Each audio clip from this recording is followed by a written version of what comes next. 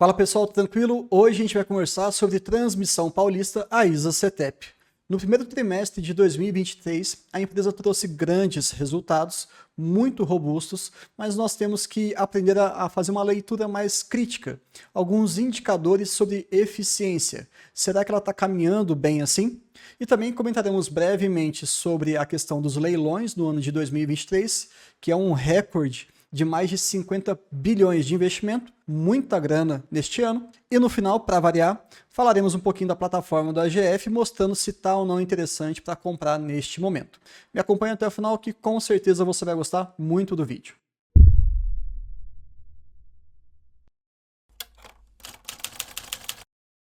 Então, começando aqui com a ISA-CETEP, a gente sabe que as duas grandes empresas, pelo menos que a gente aborda aqui no canal Vida de Acionista, são Transmissão Paulista e Taesa. Elas apresentam uma sobreposição muito boa em relação a alguns ativos que elas compartilham o seu funcionamento, que nós também iremos abordar sobre isso. E é legal você colocar cada uma delas lado a lado para enxergar como é que elas estão evoluindo ante o nosso cenário atual e também como que elas vão se posicionar para os próximos anos. É uma comparação muito didática para quem gosta do setor de transmissão de energia. É claro que existem várias outras empresas, como até a Alupar, mas vamos trabalhar aqui principalmente hoje a ISA-CETEP. Começando aqui pelos destaques do período, nós temos a energização de Itaúnas, que é uma linha relativamente pequena, porém importante. Foram 79 quilômetros de linha de transmissão, uma nova subestação, e aqui também já fica um aprendizado inicial. Nem todo empreendimento ele já começa a operar 100%. Vejam que já temos 42 milhões habilitados, que já estão sendo contabilizados, mas o projeto como um todo envolve aí 63, quase 64 milhões. Isso aqui é importante por quê? Para você entender que os grandes projetos, os grandes lotes,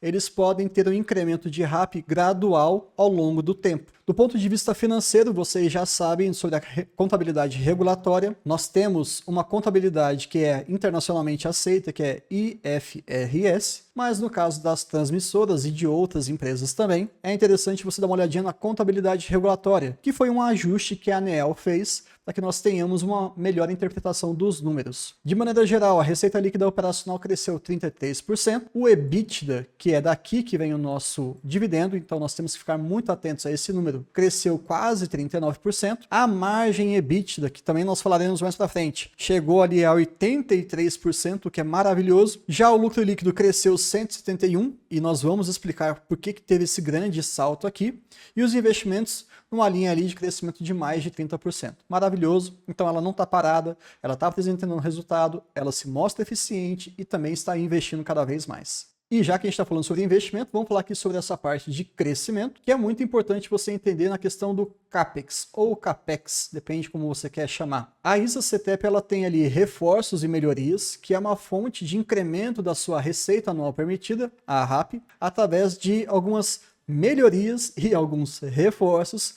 nas linhas, nos lotes já arrematados. Então você torna todo aquele sistema mais robusto e dessa forma você consegue ser remunerado pelo Estado, trazendo aí o incremento sem necessariamente você ter que arrematar novos lotes. Projetos Greenfield, o próprio termo já fala aqui, é aquele terreno zerado. Prontinho, prontinho, prontinho para você colocar todos os seus caminhões, os seus tratores, as suas torres. Então vai do zero até a linha de transmissão completa. Também pode ser subestação, mas entendo que são duas abordagens interessantes que a empresa faz. Aqui um ponto já extra para vocês, CAGR é uma taxa de crescimento desses investimentos, é uma forma de a gente fazer uma leitura média do período avaliado. Então tá com uma taxa muito grande, de 35% na média, só que entendo que isso daqui não vai continuar tão robusto assim. A ideia é que isso se estabilize para os próximos anos. Por que, Bruno? Como assim? Bom, vamos pegar aqui os dados da própria empresa. 10 bilhões de investimentos previstos entre 2023 e 2027, 5 anos, 10 bilhões, dá mais ou menos 2 bilhões por ano. É claro que isso não é linear,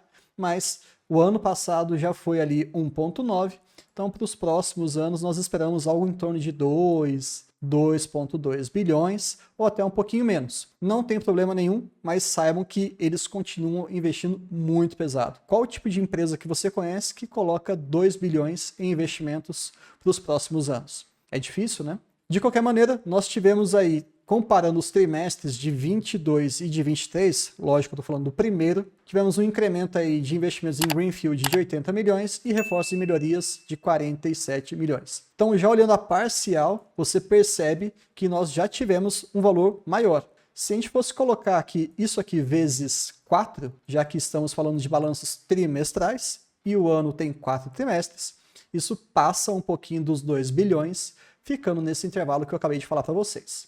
Projetos, né? Não somente aquilo que eles estão investindo, mas aquilo que eles estão consolidando. Projetos em construção, acho que o ponto alto desse slide é essa parte aqui. Olha que legal. A RAP que eles estão esperando para esses projetos que estão em construção, inclusive aqui do Triângulo Mineiro vai finalizar nesse ano de 2023, nós teremos um incremento de 468 milhões na RAP total. Ah, Bruno, mas o que isso significa? É muito? É pouco? Né? Será que a empresa está aumentando a sua RAP, né, para os próximos anos? Bom, pega aqui o ciclo 22-23. E só um pequeno adendo, vocês sabem, todo ciclo de transmissora, tem outros também segmentos que atuam dessa maneira, a gente sempre pega o segundo semestre do ano anterior com o primeiro semestre do ano seguinte. Significa dizer que no mês que vem, eu estou gravando esse vídeo aqui em maio, já no mês que vem nós esperamos já a transição de ciclo para o ciclo 23/24. Mas, dito isso, você pega 468 milhões e divide pelo total aqui, 4 bilhões e 871 milhões de RAP. Estão incrementando quase 10% apenas com esses 5 investimentos que já estão em construção. Então é uma empresa que não está parada, ela está aumentando sim a sua receita. E é aí que fica a conversa mais interessante, porque agora a gente vai falar dos resultados efetivos desse trimestre. Quando você olha o resultado operacional, foquem nisso, porque é da onde sai de novo o nosso dividendo. Nós temos a RBSE, que é uma indenização que o governo está pagando ao longo de vários anos para a empresa, e a receita líquida operacional, o azulzinho mais escuro. Percebam que cresceu, isso é muito bom, na casa dos seus 20% aproximadamente, e quando a gente coloca somando com a RBSE, com a indenização, chegamos a quase 25% de aumento de receita líquida. E é aqui que começa aquela questão do porquê que o lucro foi tão estonteante, pensando nos trimestres de 22 e de 23. Outro ponto que eu queria trazer para vocês como um adicional, para que a gente tenha cada vez mais um olhar mais técnico sobre esse setor, é o seguinte. PMSO gerenciável, a gente está falando aqui de custos, certo? Despesas e custos, é importante você enxergar a eficiência da empresa. Pessoal, material, serviços e outros. Isso é o gerenciável, que eles conseguem ajustar trimestre a trimestre. Se você for olhar de maneira bruta, esse valor ele aumentou e é uma saída de dinheiro, né? Não é tão interessante assim, algo na casa de quase 10%. Mas o que você tem que olhar enquanto investidor? O PMSO gerenciável dividido pela receita líquida operacional, sem contar essa indenização, até porque ela tem uma data final. Bruno, ficou muito complicado. Não, não ficou, calma lá. Nesses gráficos, eles colocam o consolidado com as outras participações em outras empresas, apenas as controladas, e boa parte aqui da divisão é feita com a Taesa, e apenas o consolidado das empresas que a própria ISA-CTEP gerencia. Então é isso aqui que você tem que ficar de olho, beleza? O consolidado saiu de 426 do ano passado para 512 este ano. Então já tivemos um crescimento. Maravilha, é isso que importa. Agora olha só que legal. Quando você pega o valor da receita do ano passado e faz um comparativo com o PMSO gerenciável do ano passado, você chega nessa margem, nesse indicador de eficiência. Estava na casa de 33,6%. Então, da receita que vinha operacionalmente falando, 33% eles tinham que ter um gasto. Não tem problema. Vamos enxergar agora que para o próximo trimestre. Fechamos em 30,7%. Diminuiu. Como é que a gente fez essa conta? 157 dividido por 512. Pronto, chegamos a este valor. A margem desse tipo de custo está sendo cada vez menor. Essa métrica é importante, que quanto menor, melhor para a empresa, e é isso que a gente gosta de ver. Logo, ISA-CTEP está ficando mais eficiente. O EBITDA também subiu pra caramba, pensando apenas no seu consolidado, nós tivemos um crescimento aí de quase 39%. E se a gente for olhar apenas as questões com as suas compartilhadas, de novo com Taesa, tivemos um crescimento estonteante de mais de 90%, mostrando aí uma sinergia muito boa em relação às duas empresas. E por que não pensar numa fusão? Mas isso aí é só uma especulação futura. Vamos voltar aqui. Outra métrica que eu quero falar com vocês é em relação ao IENS. Não sei se vocês já ouviram falar. Índice de energia não suprida. Como é que você trabalha aqui? Você pega toda a energia que não foi entregue para os clientes nas linhas de transmissão por alguma reforma, algum acidente, alguma catástrofe que tenha acontecido, e você divide por total de demanda suprida. Quanto menor, novamente, esse indicador, esse índice, mais eficiente a empresa é. Fazendo as contas de ISA-CETEP, chegamos ao mínimo valor de 0,00559%, praticamente zero. Bruno, o que isso significa? Vamos comparar com o nosso sistema nacional? Também é bem pequeno, tá? Sejamos justos. Mas é bem maior do que ISA-CETEP. A média do país está em 0,0012 e ISA-CETEP está muito próximo de 0,0006. Ótimo, queremos que isso continue. Aqui passando rapidamente pela RBSE, que é uma fonte muito interessante de receita para a empresa. Esperamos no próximo ciclo, como eu falei para vocês, começaremos em breve o 23-24. Até 2028, teremos algo próximo a 2 bilhões de reais por ano de receita garantida por conta dessa indenização do Estado, lá do período da Dilma, salvo engano. Então, quando a gente considera isso daqui como um fluxo de caixa recorrente e garantido, a gente consegue ter um pouquinho mais de tranquilidade em relação à alavancagem, investimentos que falaremos mais à frente. Já caminhando para o final aqui, quero destrinchar um pouquinho a questão de EBITDA e de margem, que seria aí o terceiro indicador para que a gente entenda se a empresa está bem ou não. A princípio, o setor de transmissão ele tem sim uma margem EBITDA muito alta, mas saímos do ano passado de 74% e subimos para mais de 82%, quase 83%. Mostrando pela terceira vez um aumento de eficiência da empresa. Outro ponto legal aqui da gente mostrar, qual que é? Quando você olha apenas a ISA-CETEP, você percebe que ela teve um crescimento de EBITDA de 38%. E juntando todas as suas participações, foi um total de 45,5%. Então, todo mundo que se associa à ISA-CETEP e à própria ISA-CETEP apresentaram um crescimento robusto.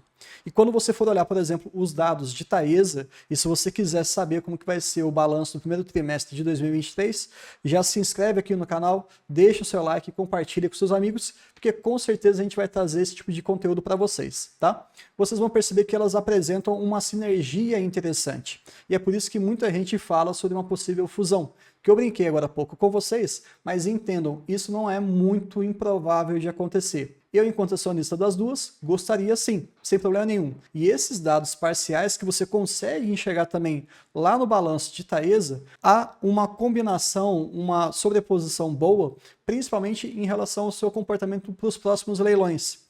Como ela já tem essa expertise em trabalhar juntas, por que não formar um consórcio, por exemplo, ISA-CETEP e Taesa, para competir com outros gigantes do setor e por que não continuar arrematando bons lotes como as duas têm feito nos últimos anos? Fica aí uma pequena reflexão. Não trabalhem com essa variável para você chegar a fazer um investimento. Não é isso que eu estou falando, mas coloquem no radar que isso pode vir a acontecer. Certo? Sempre é bom a gente tentar ficar mapeando possíveis cenários que podem vir a se tornar realidade. Falando aqui então do lucro líquido, percebam que nós tivemos um crescimento de 171%. Acredito que tenha ficado mais claro. Trouxe 3 indicadores de eficiência que todos os 3 melhoraram muito ou que continuam muito elevados. E também o grande impacto do EBITDA no primeiro trimestre que causou essa receita aqui muito marcante.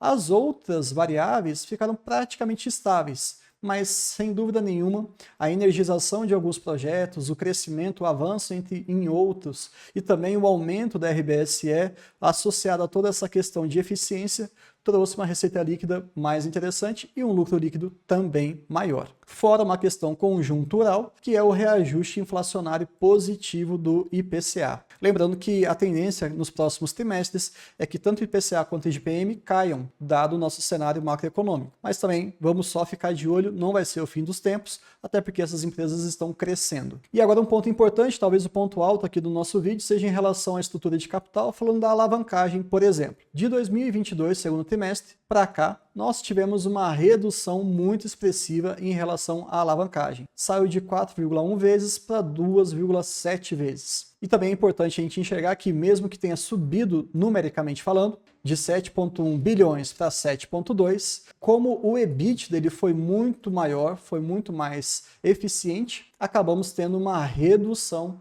desse indicador. Sempre fundamental que vocês entendam essa matemática, tá bom? E aqui eu gosto de fazer essa pequena correção, não que esteja errado, mas talvez fique mais fácil a gente comparar as empresas.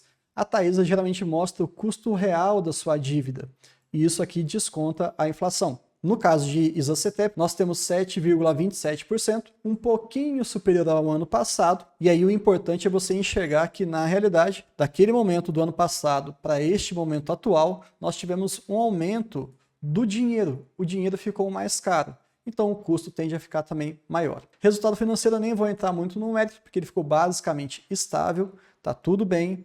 A gente vai entender que isso aqui é uma boa gestão, eles estão controlando super bem. O que me assustaria em relação ao resultado financeiro são grandes oscilações, mas aqui está dentro do esperado. E o momento de crítica, né, que a gente sempre gosta de trazer para vocês. No ano de 2024, nós temos um grande gargalo em relação à amortização, de praticamente 2 bilhões de reais, algo bem diferente de 2023, 2025 e 2026. E da onde que vai vir esse dinheiro? A gente tem que enxergar isso direitinho. Além disso, nós temos aqui, em 2024, um aumento robusto do investimento já autorizado para reforços e melhorias. Juntando esses dois picos, a gente pode pensar em mais de 4 bilhões de saída do dinheiro. É claro que temos que compensar com a RBSE, que ela já garante 2 bi, mas temos os resultados também. Então, se, por exemplo, essa amortização aqui não for renegociada, na minha humilde opinião, é claro que existem outras variáveis aí no meio do caminho, como, por exemplo, os leilões desse ano de 2023, esse momento de 2024 vai ser um momento de vacas magras na empresa. E não significa que ela está ficando pior, tá? Deixar isso bem claro mesmo. Até porque ela vai estar fazendo grandes investimentos também. Mas não fique pensando que 2024 vai ser um ano tal qual 2023. Provavelmente não. Então, está se aproximando, ainda há um espaço hábil para isso ser renegociado, mas lembrem dessa situação que você não pode negligenciar. E além disso, quando a gente olha a questão de proventos, que muita gente se pergunta, existe uma regra geral na Isacetep de distribuir 75% do lucro líquido regulatório quando nós temos uma alavancagem abaixo de 3 vezes. Lembrando, estamos com 2,7. Agora, se você me perguntar, Bruno, você quer que Isacetep entregue os dividendos para você neste ano? Eu vou ser muito franco. Não, eu não quero. Eu prefiro que a empresa tenha bala na agulha, tenha caixa para poder arrematar grandes lotes desses leilões futuros, porque eu estou pensando na perenidade e previsibilidade do negócio. Eu não me importo se ela falar assim, olha gente, esse ano nós vamos dar uma diminuída, mas estamos garantindo grandes negócios no futuro. Porque eu conheço a empresa, porque ela tem um excelente histórico de pagamento, ela tem uma governança muito boa. E se você quiser saber sobre esses assuntos e outros bem interessantes, tratando ali sobre alguns posicionamentos em algumas empresas específicas, como é que a gente olha para o passado ou para o futuro em determinadas empresas, eu vou deixar aqui o link para vocês assistirem a live que a gente fez com o pessoal da AGF. Foi muito bacana, praticamente 1h30 de conversa, muito descontraída e com bastante conteúdo. Tranquilo? Então, sejamos muito francos. Eu, Bruno, não estou querendo dividendos para os próximos 2 anos, 2023 e 2024, desde que a empresa se posicione mais estrategicamente do que ela já faz. E finalizando aqui, plataforma do AGF, se você quiser testar, vou deixar o link aqui embaixo para você, e se você quiser efetivamente assinar, você tem 20% de desconto para fechar a sua assinatura anual. Tranquilo? Cotação atual do momento que eu estou gravando esse vídeo, no dia 8 de maio de 2023, nós temos 24,37. Tanto na questão projetiva quanto na questão do preço teto médio, está interessante de se comprar essa empresa. Quem compra hoje está provavelmente esperando um yield, um dividend yield de 8%, dado que existe uma projeção do mercado em que nós recebamos, é claro que eu estou considerando de janeiro até dezembro de 2023, tranquilo? R$ 1,95 por ação. Pegando o meu preço médio, nós teríamos aí quase 8,5%.